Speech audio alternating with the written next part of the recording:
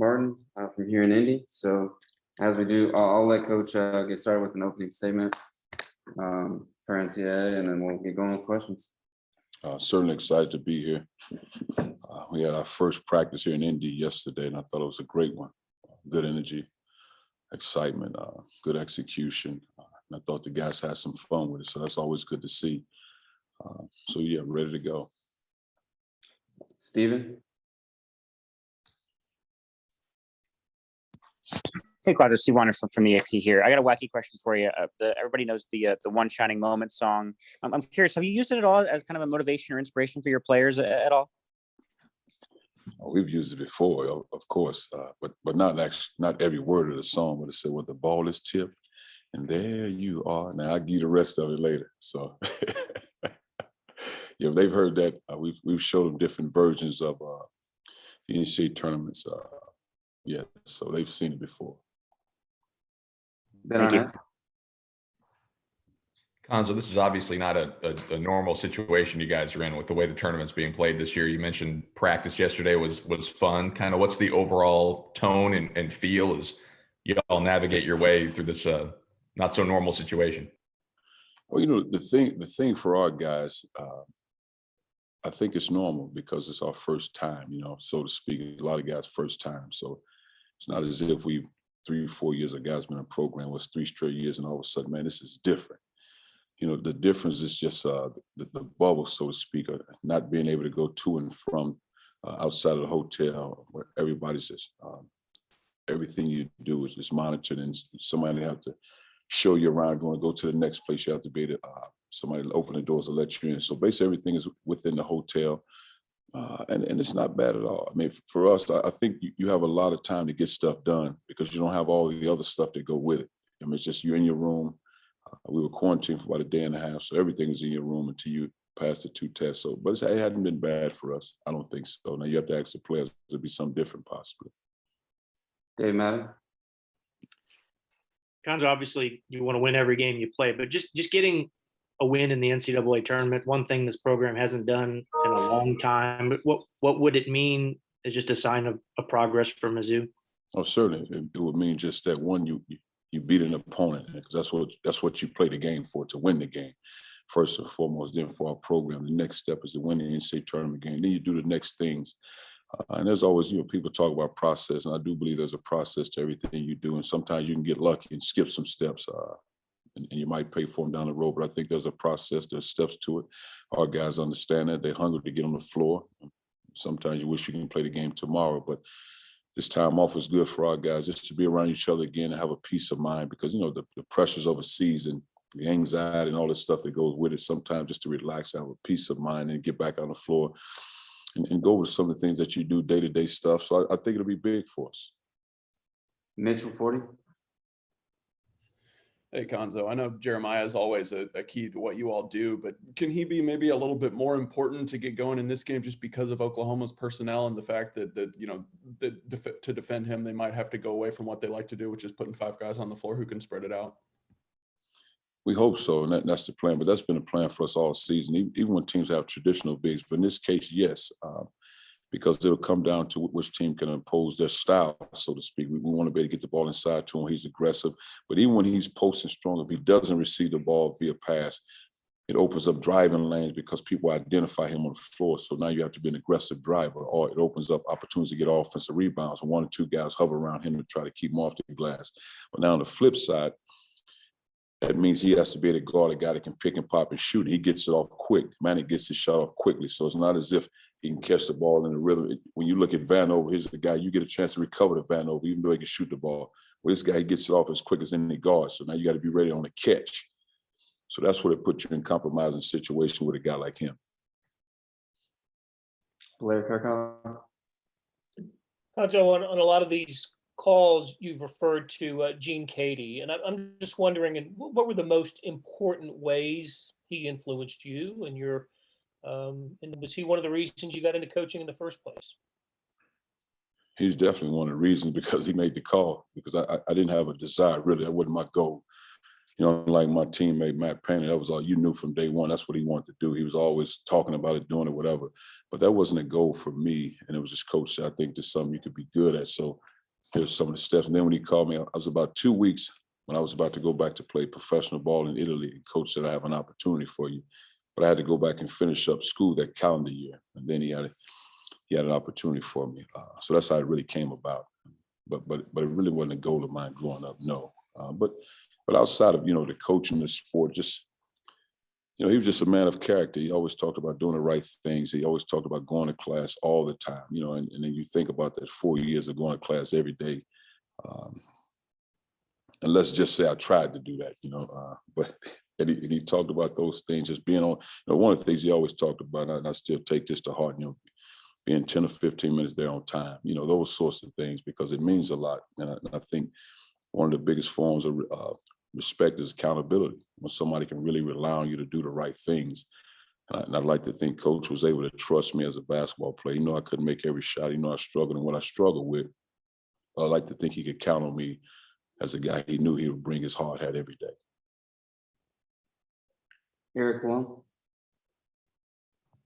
Cuonzo, you've talked a lot about Drew Smith this year, and I'm curious, at this time of the year, what qualities about his leadership style helps you in a bubble?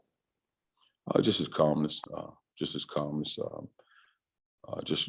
in a professional approach. It's just basketball. It's not a guy like, again, you have some situations where you have young men, not saying this is a bad thing, where they hang their hat on, I got to make it. I got to make this shot. I got to make it to be able to be a pro. I got to make it to provide for my family. All those things and those pressures can put a lot of weight on a young man. I think he plays the game like it's supposed to be played. Open shot, shoot it, shot fake, drive it, pass to the open guy, read the defense. It's basketball. And I think if you're able to play basketball freely, you have a chance to be very successful. I think that's how he plays. And I think his teammates respect him from the standpoint. He's a good person. He brings his hard hat. He approaches it like a business, and you can always respect that in a guy. Go to Jack Silva. Hey, Cuonzo, what have you seen from Austin Reeves on tape, and how do you think Drew matches up with him defensively? Austin Reeves is as good a guard in the SEC. He's a talented guy, can score the ball. The fortunate thing for us playing in the SEC, you've seen guys that can score the ball. The unfortunate thing, we're up against one of those guys again. He can score. He comes down the floor. He's at 6'5". He has good weight on his body. He can get to the rim. He's one of the best in the country at getting fouled. He knows how to get fouled. He knows how to get in the lane, use his size. When you have smaller guys on him, he knows how to probe the defense, walk you down, where he received the double when he finds the open guys. So it's just constant pressure. You got to keep him uncomfortable. You can't allow him to get in a rhythm where he's dribbling the ball in his right hand and making plays. It could be a long night for you. And he does a great job of creating that switch or probing that other big guy so man can get open threes. I just think you got to make him play on both sides of the ball. You can't allow him to go into the half with 0 fouls, and we hadn't put pressure on him some way, shape, or form. Greg. Coach, I'm curious if you'd ever been to Indiana Motor Speedway before the weekend, and if the process that you're going through now is different as far as bubble compared to the protocols you went through the SEC. As far as being at the Motor Speedway, I was around the Motor Speedway when I was in college. I was around it. I never went inside, submitting the festivities. But as far as the procedures here with COVID nowadays, I think it's great, really. Outside of my family, meeting my wife, my daughter, because my son is actually, because he plays for Purdue, so I see him. So outside of my wife and daughter not being here, I think it's fine, because what you do, more than anything, you get a peace of mind. It's just you and your team. You have a lot of time to prepare for games. You got a lot of time to get rest and whatever. From a student standpoint, you have a lot of time to get studies done. So I think that part is great. And it's really a business trip. And you don't have all the festivities surrounding it. Sometimes you can lose focus on those things, especially if you can't embrace that properly and receive that how you need to receive it. Vahe. You're on mute, Vahe. There we go. Sorry, guys. Hey, Cuonzo, you've talked a lot about, sort of peace of mind, and you're mentioning, Drew, one of Drew's attributes is calmness. Can you just describe finding that happy place where you've got the right excitement, but you've also got sort of poised and calm going into this to try to achieve what you want to do? I think the game really it should be, and I didn't learn it, to maybe my junior year of college. It's a game. There's no pressure. The game is basketball. And I always say when guys play with a level of fear, whatever that means, whether you're afraid of competition, you want to be successful, it's not as if the opponent has a weapon on the court. So it's just basketball. You miss a shot, you miss a shot. If you practice and you prepare at a higher level, then you don't worry about just a miss, but the next one I'll be ready for. And what I always say to our guys, consume yourself with defending, rebounding, playing as hard as you can play. When you do those things, the offensive flow, because you are who you are offensively. What for us is not getting out of character offensively. Playing to your strength. Don't allow the excitement of a crowd of one made shot or made basket cause you to do something that's out of character on the next possession. So we have mature enough guys that understand how we score, how we be successful, who needs to get the ball. We understand that part. It's just a matter of sticking to the script from start to finish. Adam from the Columbus Dispatch. You're also on mute. Sorry, I thought I hit the button. It didn't work. Coach, I'm just wondering, you opened your season against Oral Roberts, and that's who Ohio State has in the first round. And I know you're focused on what you have right in front of you, but I wondered if there's anything you could share about preparing for them and what the challenge was of guarding a guy like Max. Am I preparing? Are you writing for Ohio State or Oral Roberts? I cover Ohio State. Well, I don't want to give you a lot. I mean, Oral Roberts is a good team. I respect them. I don't want to give you a lot. Ohio State have a great staff. They can figure that part out. But Oral Roberts is a tough team. Dave Matter. Cuonzo, back to Drew, his floor game. You said before it was pretty advanced before he got to you, just how he kind of plays under the rim and does so many fundamental things with jump stop, jump, shot fake, pivot. I think before someone was compared him to Geist a little bit, how he had those things kind of innate. I don't know if it's an Indiana thing, but just how unique is that part of his game, kind of old school approach? I think it's impressive, but I think I've said it before.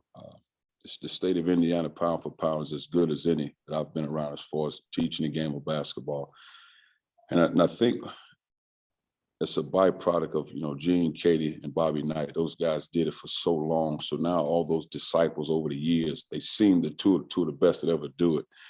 For talking about now you're talking 30, 40 years of basketball. So you can't eat whether you play for those guys or not. So that means you're talking about Butler, Bradley, Ball State, all those schools. Some way, shape, or form, those two guys impacted those programs because their styles. And here we are. And I think that's why that state is as good as it is, because those coaches, they kind of teach it. They teach some form of motion offense, cutting, passing, jump stops, and all this. So those guys transition to college, they understand how to play basketball. And that's a state where if you're looking for a basketball player, it's great. It's not always getting consumed who's the highest jumper, who's the fastest guy. You want a good basketball player. That's how you win games. And that's a great state to recruit in.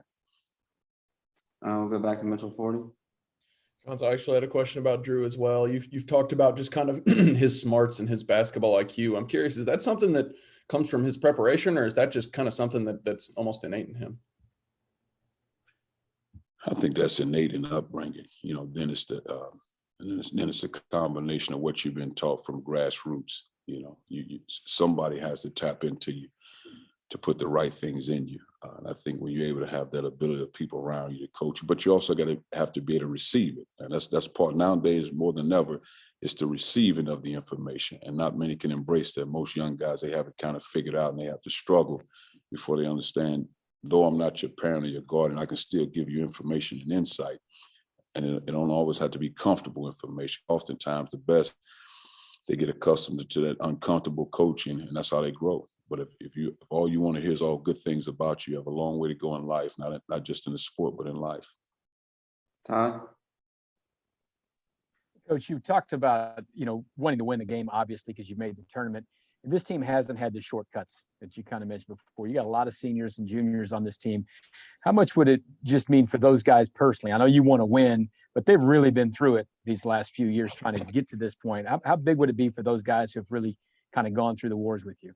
I'll be great for them, man, because they're a part of it. Those guys chose to come here during some down times, and you don't take those things for granted because they don't owe it to you. They stayed the course, and the bumps in the road, they were committed to it.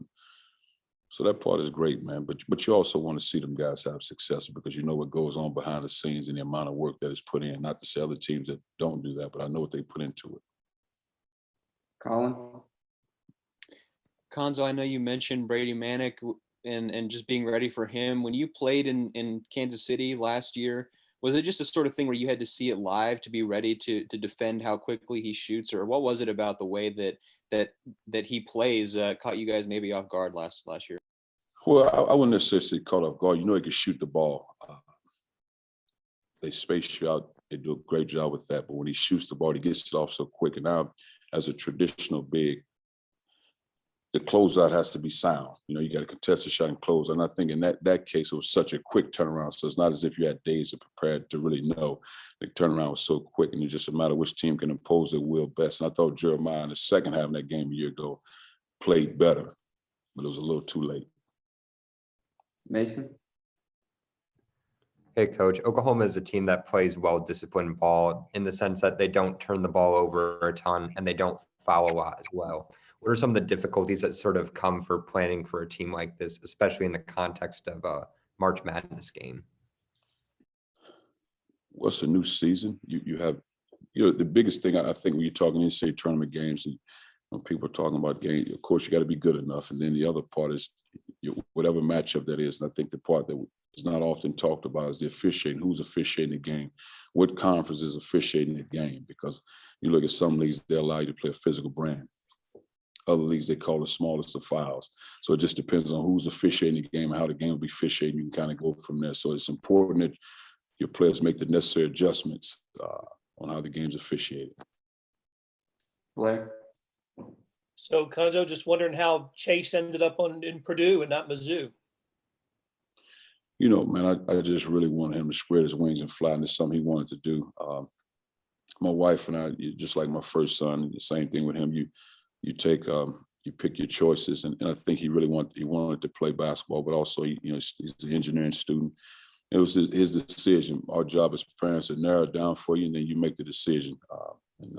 He made a decision based on what's best for him, and he wanted to spread his wings and fly. Adam, do you have another one? All right. Thanks, Coach. Thank you. Sure.